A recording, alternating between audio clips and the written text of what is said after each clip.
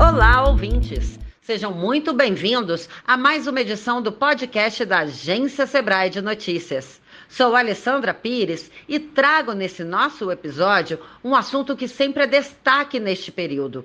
Estamos no mês das mulheres e nada mais justo que o primeiro programa de março fale sobre a força do empreendedorismo feminino.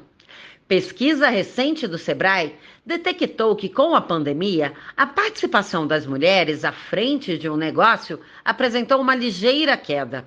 Elas, que vinham a cada ano conquistando mais espaço, sofreram com a crise que vivemos há um ano. No terceiro trimestre do ano passado, a proporção de mulheres entre os donos de negócio caiu 1 ponto percentual em comparação com o mesmo período de 2019. Para discutir os motivos dessa queda e possíveis saídas para as mulheres continuarem com forte presença no empreendedorismo, convidamos a coordenadora do projeto Sebrae Delas, Renata Malheiros. Renata, muito obrigada pela sua presença aqui conosco. O ano de 2020 impactou homens e mulheres donos de pequenos negócios. Mas pelo estudo do Sebrae, as empreendedoras sentiram mais esse peso e tiveram que fechar suas empresas. O que explica esse movimento?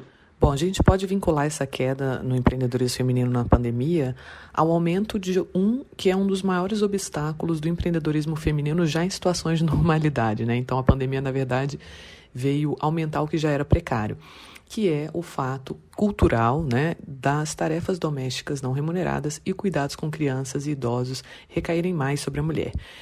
Por motivos culturais, a gente acaba gastando muito mais tempo, né, se dedicando muito mais horas do nosso dia aos cuidados com crianças, aos cuidados com parentes, idosos e com trabalhos, né, domésticos da casa em geral. Como o dia só tem 24 horas para todo mundo, como é que a gente vai se dedicar aos nossos negócios se a gente, né, está se dedicando a essas outras tarefas que são super importantes? A questão aqui é a divisão de tarefas, né? Se todo mundo na casa, maridos, filhos, irmãos, etc., se beneficia de uma casa limpa, de uma comida bem feita, por que isso tem que recair, né, desproporcionalmente sobre a mulher?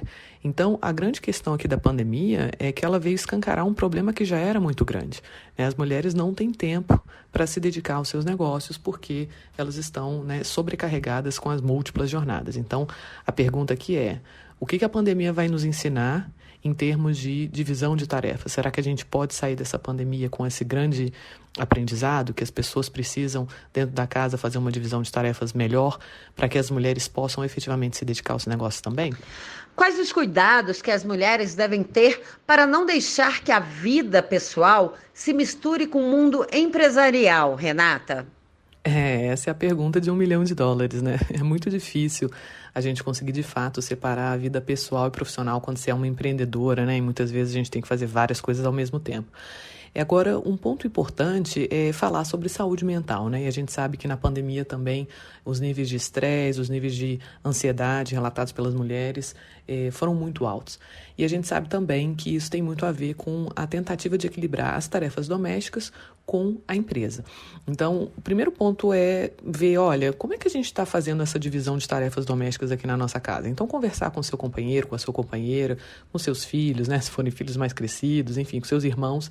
Falar, gente, está recaindo tudo sobre as mulheres dessa casa ou a gente está dividindo isso bem? Então, esse é o primeiro ponto para a gente conseguir um bom equilíbrio entre esses dois mundos, né? E o outro ponto é, de fato, contar com as redes de apoio. Redes de apoio são fundamentais para as mulheres empreendedoras, sobretudo em momentos de pandemia. O que são as redes de apoio? É aquela pessoa que você pode deixar seu filho na casa se você precisar sair, né, para um compromisso, né? Então, é uma vizinha, é um parente, ou seja, contar com pessoas que possam te ajudar.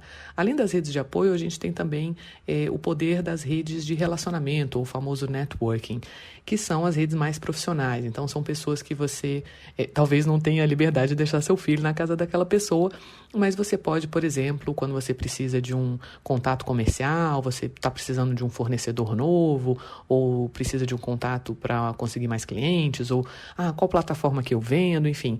Essas são redes muito importantes também para facilitar esse trabalho e deixar a mulher ter mais tempo para cuidar de si mesma, para se dedicar também ao autocuidado, que esse é de fato o desafio e a gente sabe que as raízes são culturais.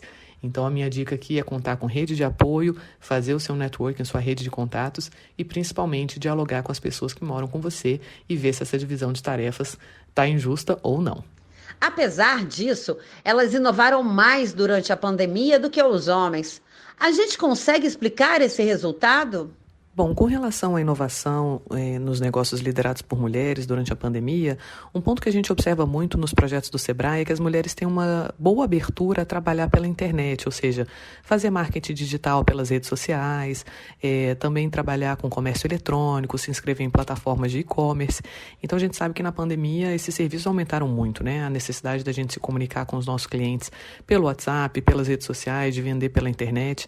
Então, acredito que esse tenha sido um indicador interessante para contribuir para o aumento da inovação entre os negócios liderados por mulheres durante a pandemia. Renata, como o Sebrae atua para incentivar o empreendedorismo feminino? O Sebrae tem um projeto especialmente desenhado para as mulheres empreendedoras, que se chama Sebrae Delas, ou seja, mulheres que têm uma ideia de negócio, mas ainda não abriram a empresa, ou mulheres que já são empresárias, já têm seu negócio e querem expandir, enfim, fortalecer a sua empresa. A gente trabalha com conteúdos voltados tanto para as competências técnicas, ou seja, planejamento, gestão, finanças, como fazer marketing, como colocar o preço no seu produto, como também soluções para as competências socioemocionais, ou seja, liderança, comunicação, como fazer rede de relacionamentos, persuasão. Tudo isso é fundamental para as mulheres empreendedoras desenvolverem todo o seu potencial. Quem tiver interesse, basta acessar a nossa página específica no portal do Sebrae, que é o www.sebrae.com.br/delas. Aproveito também para convidar a todos para o nosso evento no Dia da Mulher, que vai ser agora no dia 8 de março, também disponível pela internet, por essa página, totalmente gratuito. Nós vamos ter vários assuntos super relevantes para as mulheres empreendedoras. Homens também são muito bem-vindos, porque fazem parte, né, desse ecossistema, dessa nossa sociedade que a gente precisa caminhar para frente no empreendedorismo. Então, eu espero todos vocês no evento do dia 8 de março, Dia Internacional da Mulher, celebrando o Sebrae Delas e a força das mulheres empreendedoras. Renata, muito obrigada pela sua disponibilidade em bater esse papo com a gente. As mulheres representam muito na nossa economia e com mudanças culturais e programas de valorização do empreendedorismo feminino, iremos conseguir superar esses obstáculos. Você acabou de ouvir o podcast da Agência Sebrae de Notícias. Divulgue o conteúdo em seus canais gratuitamente. É só mencionar a fonte. Agência Sebrae de Notícias. Até mais!